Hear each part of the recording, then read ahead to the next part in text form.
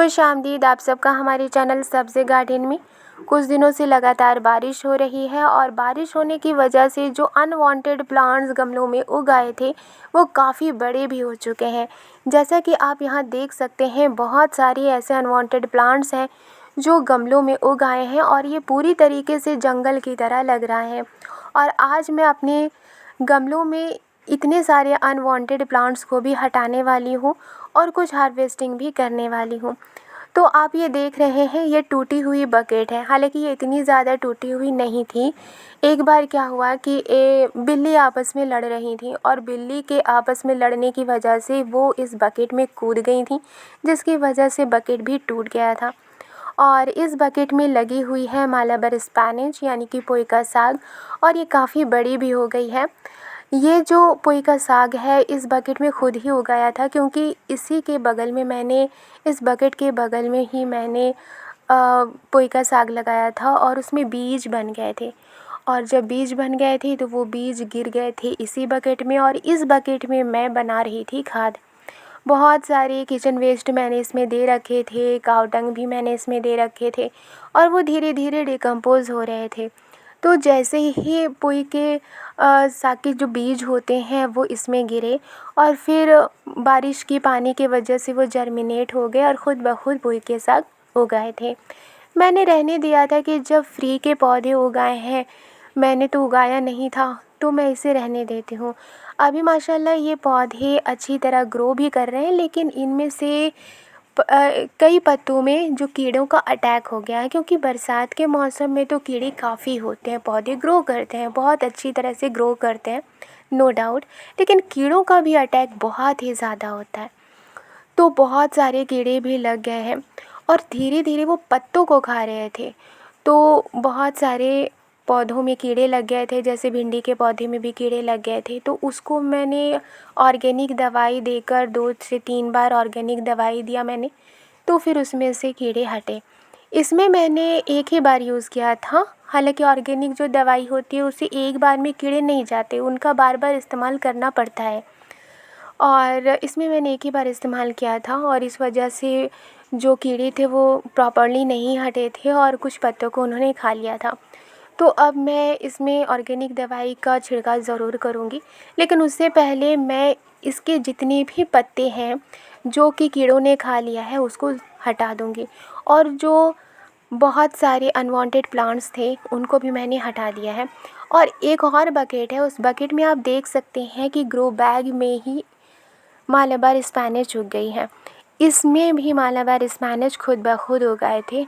तो बकेट खाली था, तो मैंने क्या किया कि ग्रो बैग को उसी में रख दिया और उसी से ग्रो कर रहे हैं अब मालाबार स्पैनिश बहुत अच्छी तरीके से। हालांकि कीड़ों ने अटैक कर दिया था और एक बार मैंने इसमें ऑर्गेनिक दवाई दिया था तो थोड़ा अटैक कम हो गया, लेकिन अब जो नए ब्रांच निकल रहे हैं वो माशाल्लाह अच्छे निकल रहे हैं।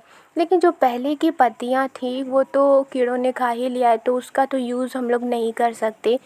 तो उन सभी पत्तों को मैं एक एक करके तोड़ूंगी और हटा दूंगी और नए जो ब्रांचेस निकल रहे हैं उन नए ब्रांचेस को ग्रो होने दूंगी और फिर हमें मालाबार स्पैनिश खाने को मिलेंगे। और ये जो आप बकेट देख रहे हैं ये मछली की पेटी है। इस मछली की पेटी में मैंने भिंडी के पौधे लगाए हुए हैं। काफ़ी सारे बीजों को मैंने इस पेटी में लगाया हुआ था और इसमें माशाल्लाह इतनी सारी भिंडियाँ हुई हैं। जो मछली की पेटी होती है ना, उसको मैंने हाफ़ कर दिया था, 2 भागों में डिवाइड किया था और उसमें मैंने मिट्टी और किचन वेस्ट मिक्स किया था और प्लस मैंने काव डंग का इस्तेमाल किया था। जो उपले आते हैं उस उपले को चूँकि वो सूखे हुए होते हैं तो उसका पाउडरी फॉर्म में मेरे पास था, तो उसको मैंने पूरा का पूरा इसमें इस पेटी में डाल दिया था। 2 पेटी में मैंने डाला था और वो धीरे धीरे डिकम्पोज़ होता गया और उसी में मैंने भिंडी के पौधे लगा दिए। भिंडी का पौधा ग्रो हुआ और उसमें माशाल्लाह इतनी अच्छी फ्रूटिंग हो रही है। 2 ही पेटी से मुझे बहुत सारी भिंडियाँ हार्वेस्ट करने को मिली हैं।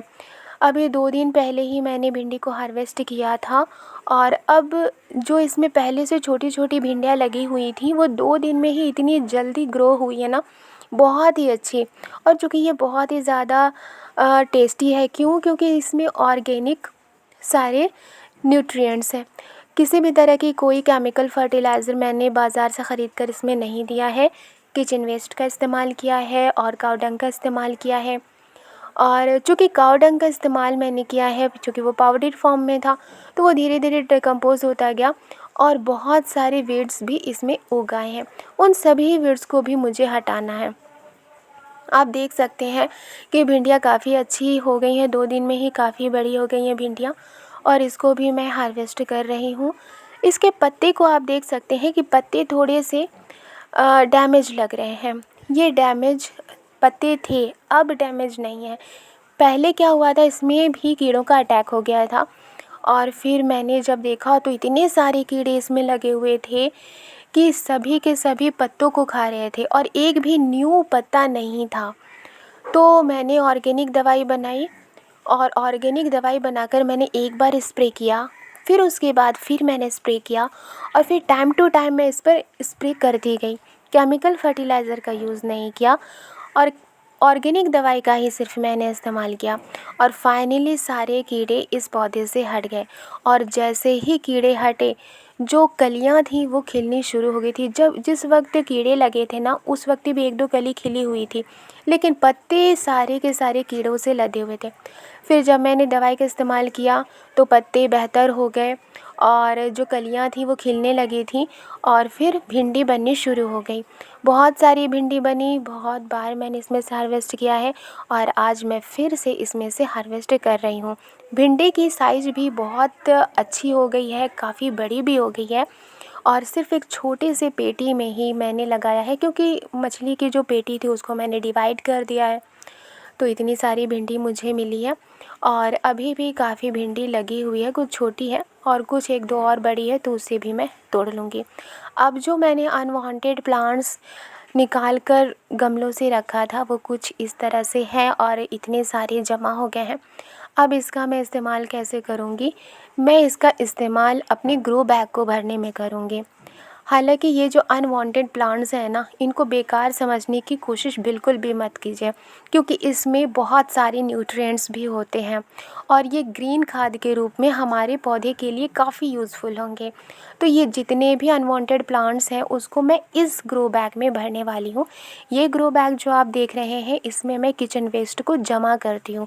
इधर उधर फेंकने के बजाय डायरेक्ट मैं ग्रो बैग में ही डालती रहती हूँ। ऊपर से किचन वेस्ट डालती हूँ और फिर ये धीरे धीरे डिकम्पोज़ होना शुरू हो जाता है।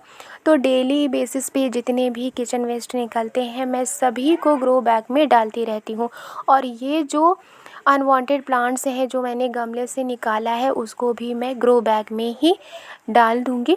और जब ये प्रॉपर तरीके से पूरा ग्रो बैग भर जाएगा तो उसके बाद थोड़ी सी मिट्टी डालकर कुछ नए पौधे को लगा दूँगी। तो इससे क्या होगा कि मिट्टी भी कम लगेगी और पौधे के लिए खाद मुफ्त में बनते रहेंगे और पौधे न्यूट्रिएंट्स लेंगे। इस तरह से मैंने सारे अनवांटेड प्लांट्स को हटा दिया है और ग्रो बैग भी भर जाएगा। और ये जो भिंडी है, इतनी भिंडी मुझे आज हार्वेस्ट करने को मिली है। आई होप ये वीडियो आपको पसंद आई है तो लाइक एंड सब्सक्राइब करना मत भूलिएगा और मेरे चैनल को सपोर्ट करना मत भूलिएगा। मिलती हूँ नेक्स्ट गार्डनिंग में। शुक्रिया।